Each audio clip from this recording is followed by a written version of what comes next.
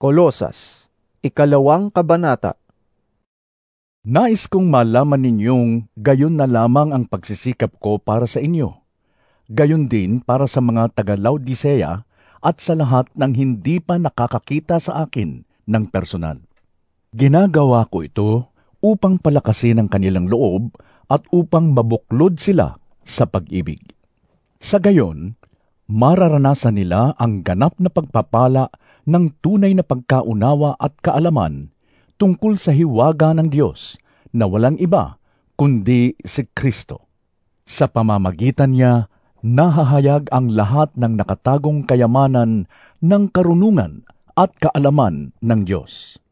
Sinasabi ko ito upang hindi kayo mailigaw ninuman sa pamamagitan ng mga mapang-akit na pananalita.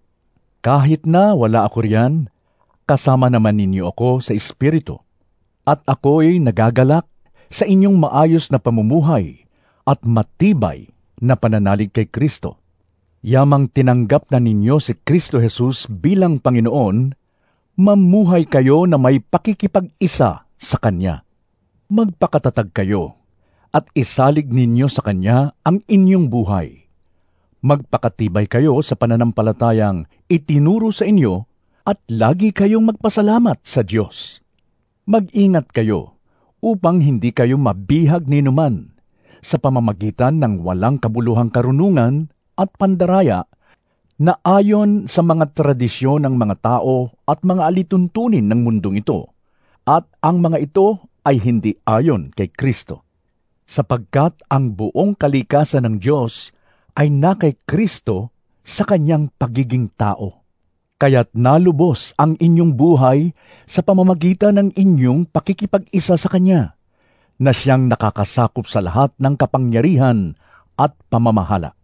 Dahil sa pakikipag-isa kay Kristo, kayo'y tinuli hindi sa laman, kundi sa pagwawaksi ng masamang hilig ng laman.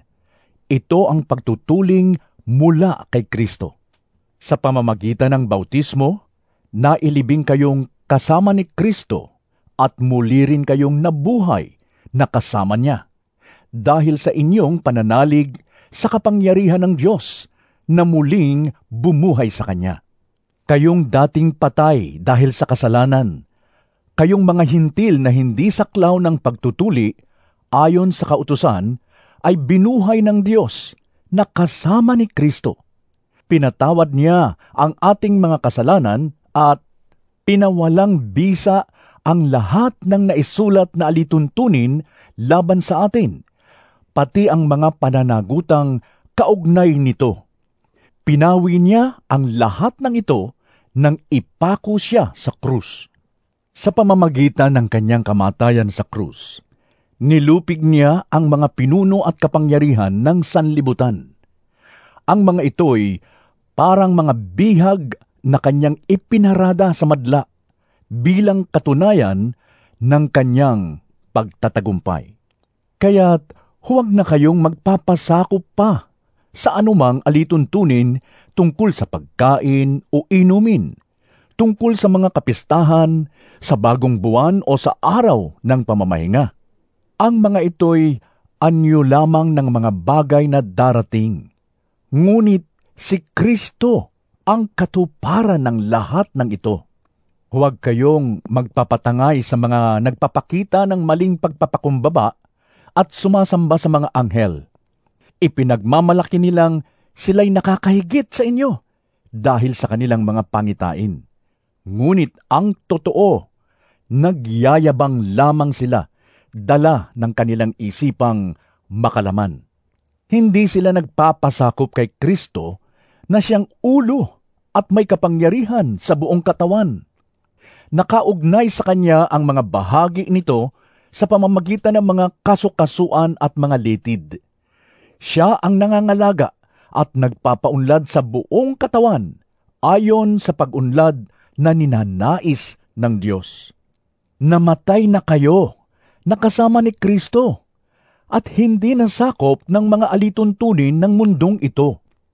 Bakit pa kayo sumusunod sa mga alituntuning tulad ng huwag hahawak nito, huwag titikim niyan, Huwag gagalawin iyon.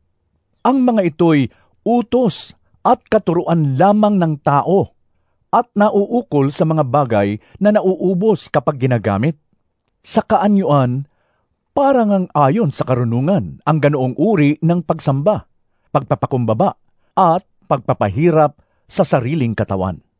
Ngunit ang mga ito ay walang silbi sa pagpigil sa hilig ng laman.